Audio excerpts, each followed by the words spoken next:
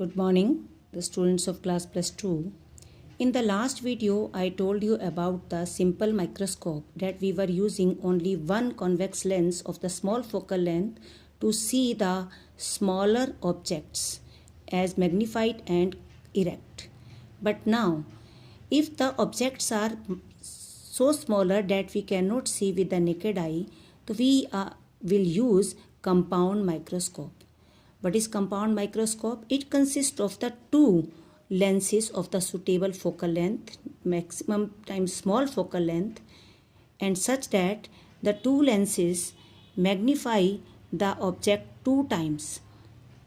In this, one lens is known as objective lens and other lens is known as eyepiece. Both are of small focal length, but eyepiece should be little bit of the greater focal length. And now the convex lens first that is used as objective, the object is placed nearer to it and but beyond focus. First of all, this convex lens makes its real inverted and little magnified image here at A dash B dash as by the simple rules of reflection. Now the cylindrical tube consisting of eyepiece is so adjusted we can adjust it up and down such a way that A dash B dash, this image formed by the objective, comes in between the focus and the optical center of eyepiece. Now this eyepiece will use this A dash B dash as virtual object and forms its magnified and erect image, erect as compared to this object here at A double dash B double dash, and we adjust it in such a way that we get the clear image.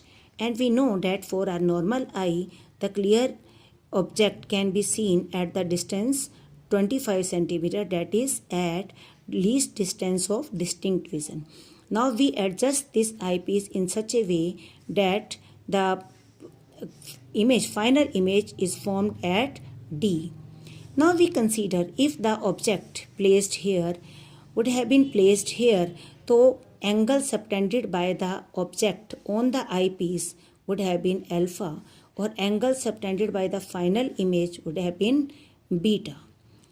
Now to find the magnifying power of this compound microscope, taking the same formula for the magnifying power, that is the ratio of the angle subtended by the image to the eye to the angle subtended by the object to the eye. But now the eyepiece and eyes are considered to be close to each other, and that's why angle subtended by the image to the eye can be taken as equal to the angle subtended by the image to the eyepiece, and that's why we are taking magnifying power beta upon alpha. And with this figure we can see that if the angles are very small, the beta can be taken as nearly equal to 10 beta, and 10 beta is equal to A double dash B double dash upon A double dash C2. So 10 alpha is equal to A double dash B upon A double dash C2. By putting the value in the formula, we get that magnifying power becomes equal to A double dash B double dash upon A double dash P.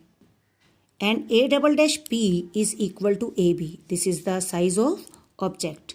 So by putting the A double dash P equal to AB, we get this value A double dash B double dash upon AB. This is the final image and this is the object. There is the intermediate image A dash B dash, which was formed by objective by multiplying it and by dividing with the A dash B dash, we get this type of expression. So what is this? A double dash B double dash upon A dash B dash. A double dash B double dash is the final image formed by eyepiece and A dash B dash is the object for eyepiece. So size of image upon size of object will be the magnification produced by eyepiece, and that's why it is equal to ME is equal to A double dash B double dash upon AB.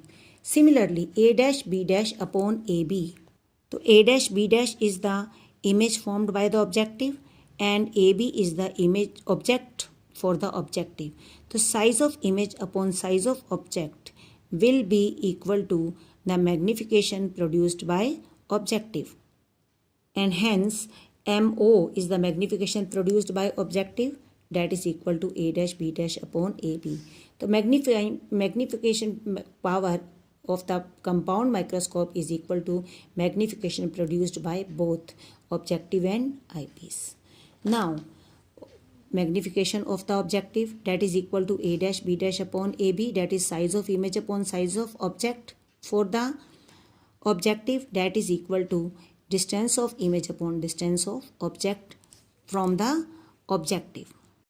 And this is the distance of image and this is the distance of object from the objective.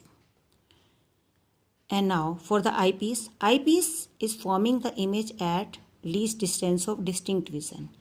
As in the case of simple microscope we did, and we found the value of the magnifying power of the convex lens equal to 1 plus d upon Fe.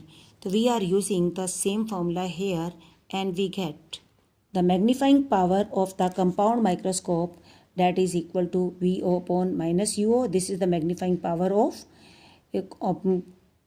objective lens and this is the magnification produced by eyepiece.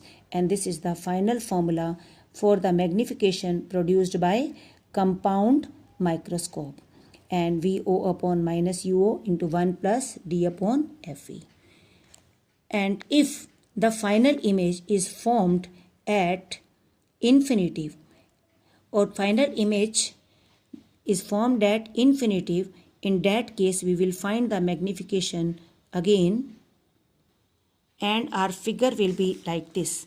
This is the objective. Objective is forming the image here and we are adjusting the eyepiece in such a way that this image comes at the focus of the eyepiece. So eyepiece makes its image, final image at infinitive. And now the magnification, that is equal to, this is the magnification produced by eyepiece, that is equal to D upon Fe, जैसे हमने simple microscope में किया था. तो magnification of magnifying power of compound microscope is equal to MO into ME and objective की magnifying power the same case V upon U and this is V upon U into D upon Fe, and this is the case of magnifying power of the compound microscope when the final image is formed at infinitive, that is for the relaxed eye. But here the students, we are taking that this UVO, this is the distance of image from the eyepiece, is nearly equal to the length of the microscope. Length of the microscope means the distance between the two lenses, and that's why we are taking VO is equal to L upon, and UO is nearly equal to FO because object is placed nearly equal to at the distance at the focal length, and that's why the expression will be like this: L upon FO into D upon FE. Thank you.